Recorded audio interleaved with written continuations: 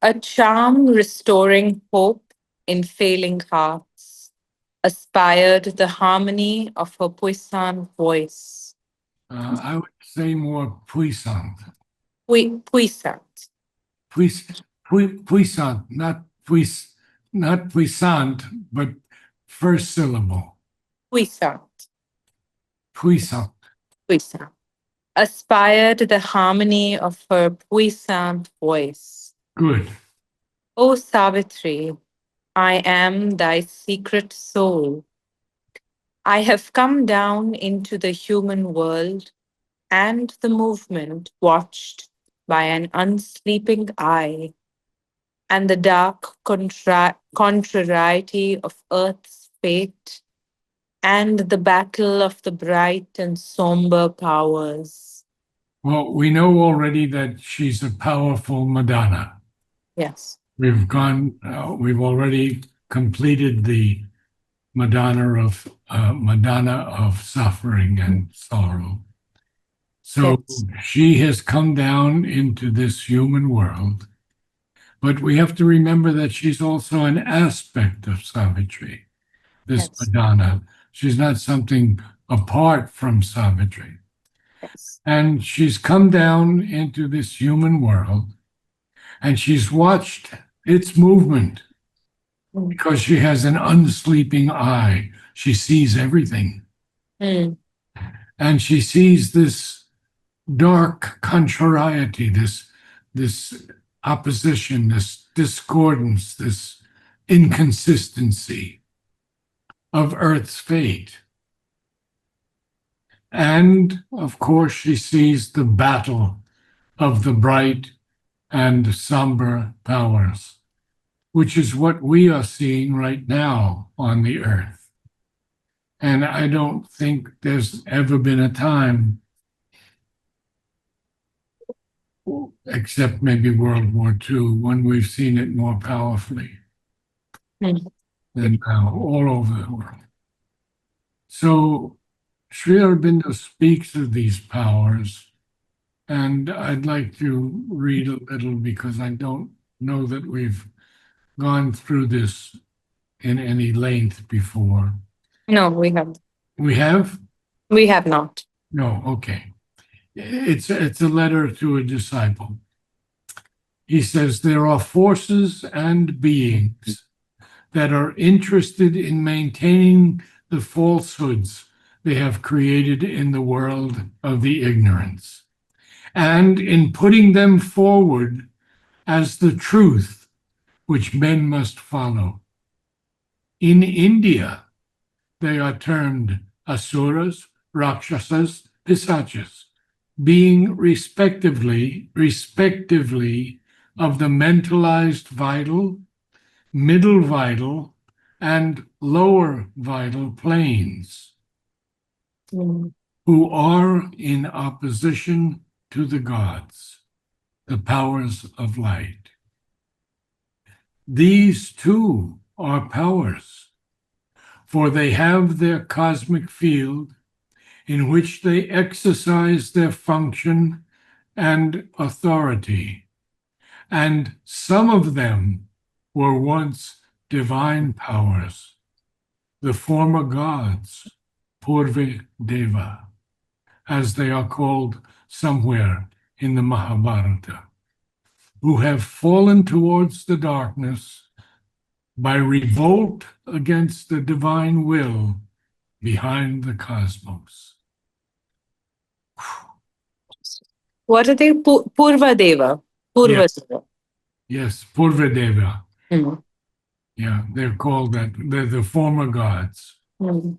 And you remember when Mother talks about sending down these emanations that Yes. turned into their opposites? Well, Yes. this is pretty much that, but Sri Aurobindo is so clear that they are in opposition to the gods, to the powers of light. They are interested in maintaining falsehoods. We see today so clearly that they have created in the world of the ignorance, and they want to put them forward as the truth which men must follow. I see it every day. Yes. Every day. Okay, let's continue on with this Madonna. I stand upon earth's paths of danger and grief and No, help no, the no, no, no, no, you dropped the word grief. This is very powerful. I I, stand upon the paths of danger and grief. I stand upon earth's paths of danger and grief and Yes. help the unfortunate and save the doomed. To the strong I bring the uh, Guerdon, guerdon guerdon. of It their means a reward or a recompense. to the strong I bring the guerdon of their strength. To the weak I bring the armor of my force. To men who long I carry their coveted joy. I am fortune justifying the great and wise by the sanction of the plaudits of the crowd, then trampling them with the armed heel of fate. Oh, so powerful. Yes. Okay, so we know that she's against these dark or somber powers, as she calls them. And she stands upon these paths of earth that have danger and grief. And she has the power to help the unfortunate, to save the doomed. Now, to the strong, she says, I bring the guerdon of their strength. To the weak, I bring the armor of my force. To men who long, I carry their coveted joy. And now that's a colon, and you didn't quite re- recite it as an ending, a colon, Mhm. that's almost a full stop. To men who long, I carry their coveted joy, their wishes. Now, this one is interesting. I am fortune, justifying the great and wise. Ah, she's justifying fortune of the great and wise by the sanctions, by the sanction of the plaudits, the praise, the approval of the crowd. And then she tramples them with the arm heel of fate because they only wanted fortune. Okay, carry on. My ear is leaned to the cry of the oppressed. I topple down the thrones of tyrant kings. A cry comes from proscribed and hunted lives, appealing to me against a pitiless world. A voice of the forsaken and desolate, and the lone prisoner in his dungeon cell. So she ends with that incredible line. Wow. She is listening to the cry of the oppressed. She is also able to topple down these tyrant kings on their thrones. But she hears this cry that comes from proscribed, we could say outlawed or banished or excluded lives and hunted lives, appealing to me against a pitiless world, a voice of the forsaken and desolate, and the lone prisoner in his dungeon cell. She hears the cry, she hears the appealing, she hears the voice of the forsaken, she hears the voice of the desolate, and as well of the lone prisoner in his dungeon cell. You have heard or read the story of that Romanian man who was a spy Mm. and how Sri Aurobindo saved him. Yes. And so now she's going to tell us something else. Men hail in my coming the Almighty's force, or praise with thankful tears his Savior grace. I smite the Titan who bestrides the world and slay the ogre in his blood-stained den. Well, we've gone over the Titan, I think, many times in Sri Aurobindo's writing. It's very, very powerful. But in Greek mythology, the Titans were these 12 primordial children of Uranus, heaven, and Gaia, earth. Mm. And they were also of the offspring of these Titans. So there's a lot historically. And I got this from the glossary and index of proper names in Sri Aurobindo's works. Mm. That fellow was quite good. I don't remember who he is now. But we carry on because we have to see that, first of all, we have this Titan who bestrides the world, to bestride the world, to tower over, to dominate as a victor over the fallen, and slay the ogre in his blood-stained den. Ogre, you know, is a monster in legends and fairy tales that eats humans. Mm. So now she's going to say who she is. I am Durga, goddess of the proud and strong, and Lakshmi, queen of the fair and fortunate. I wear the face of Kali when I kill. I trample the corpses of the demon hordes. Wow. Kali, Lakshmi, Durga. and Durga. And we know all of that from our Indian teachings. Yes. But Durga is the conquering and protecting aspect of Mother. Mm.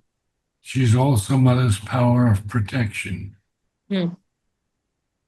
And Sri Aurobindo says to someone, Lakshmi is usually golden, not white.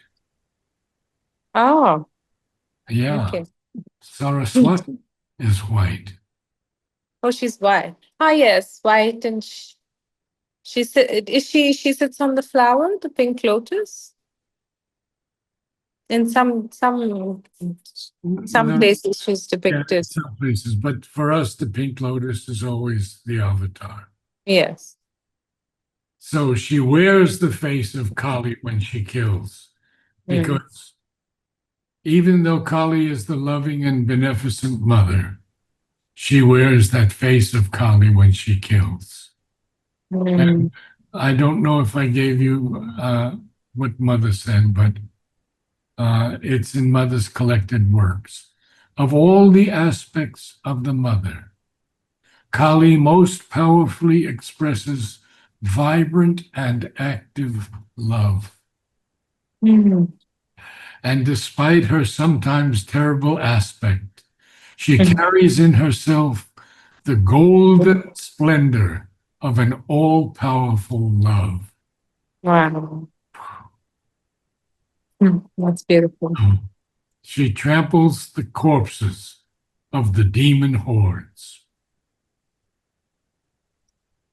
I Sorry. I want to quote something from Sri Aurobindo's essays, Divine and Human. I've Yes. been doing this recently because my group, which is now has grown to more than 16 people, agreed that we should have more definitions. And so Mhm. we go a little slower, but we go deeper. Okay. In his Essays Divine and Human, he says, the typal worlds do not change. In his own world, a god is always a god. The mm, asura, always an asura. The demon, always a demon. To change, they must either migrate into an evolutionary body or else die entirely to themselves, that they may be newborn into other nature. So brilliant. mm. Okay, let's carry on. I am charged by God to do his mighty work. Uncaring, I serve his will, who sent me forth. Reckless of peril and earthly consequence. Yeah, but it's sort of a finality. Yes. Reckless of peril and And earthly consequence. mm. We've got a few more lines. I reason not of virtue and of sin, but do the deed he has put into my heart. I fear not for the angry frown of heaven. I flinch not from the red assault of hell. I crush the opposition of the gods, tread down a million goblin obstacles. Whoa. The opposition of the gods. Yes. And we have to see here first that she says, I am charged by God to do his mighty work. So we know that she's going to have a problem, but she doesn't tell us that yet. So Mm, what she says here is so important. She doesn't care about anything except to serve God's yes. will, who sent her forth. She's reckless of peril, doesn't care about it, and even earthly consequence. And I believe that it is she who is behind the possibility of crashing circumstances. Mm, Yeah. mhm, So she doesn't reason about virtue or sin, but do the deed he has put into my heart, the divine. mm, I fear not, and that's why she doesn't fear for the angry frown of heaven. Oh, why have you killed so many of these people? Blah, blah, blah. And she flinches not from the red assault of hell, this violent attack of hell. Doesn't bother her. mm, So, what is next then? She crushes the opposition of the gods. Remember, the gods are typal beings. Some of them are bad, some of them are good. Some of mm, them oppose, and some of them agree. So mm, now we're beginning to learn a lot more about her. And then there's a comma after gods because she says, tread down a million goblin obstacles. Goblins are grotesque sprites, or sometimes they're elves. They, mm, they can be mischievous or they can be malicious towards. mm. I guide man to the path of the divine and guard him from the red wolf and the snake. There's so much I would like to say here, but I'll just quote two lines from Alok and one from Alok, one from Madhav Pandit. Alok says the opposing energies of the dark, hostile worlds that surround and besiege the seeker of the light. Mm, And Madhav says the red wolf is the hungry desire, and the snake the force of treachery in the vital regions of this creation. mm, You see, we really we don't know how great these former disciples were and the present disciples. I mean, Hmm. I at times do not agree fully with him. Hmm. He has an extraordinary knowledge of these beings and a knowledge of the entire system of this evolution that's going on. And I respect that greatly. So let's read a couple more lines and then you'll have to read everything. We'll read a few more. I set in his mortal hand my heavenly sword and put him on the breastplate of the gods. No, no, no. And put on him. Oh, sorry, and put on him the breastplate of the gods. Yeah, this piece of armor Mm, covers the front torso. That's mm, the breastplate. And that's what we now have when we have these vests that are worn to stop the bullet from mm. killing us. So now she says more. She says, continue. I break the ignorant pride of human mind and lead the thought to the wideness of the truth. I rend man's narrow and successful life and force his sorrowful eyes to gaze at the sun, that he may die to earth and live in his soul. Well, that's a powerful line, isn't it? Yes. To tear apart men's narrow, successful life Mm, um, and force his sorrowful eyes. So very often we do see so many sorrowful lives in our life that he may die to earth. Interesting. It's not what Sri Aurobindo exactly wants. mm, He wants us to come back to earth and make it the home of the divine presence.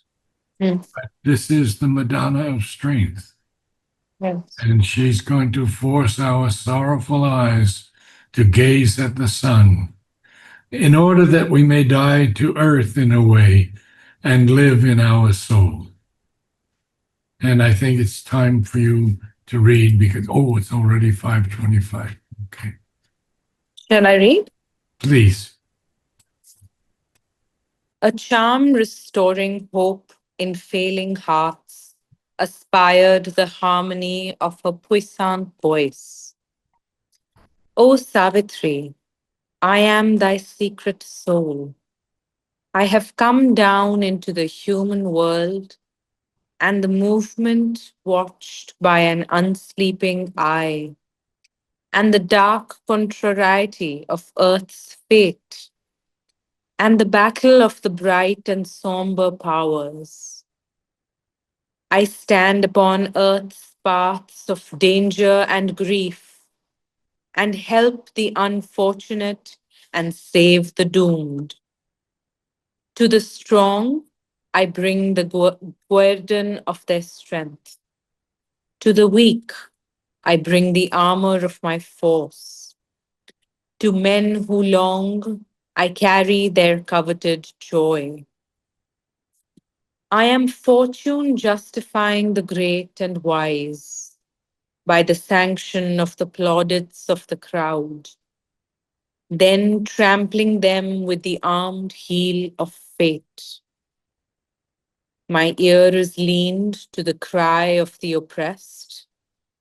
I topple down the thrones of tyrant kings, appealing to me against a pitiless world, a voice of the forsaken and You desolate. missed the cry comes, A cry comes from the proscribed and hunted lives. not the prescribed, from proscribed. A cry comes from proscribed and hunted lives, appealing to me against a pitiless world.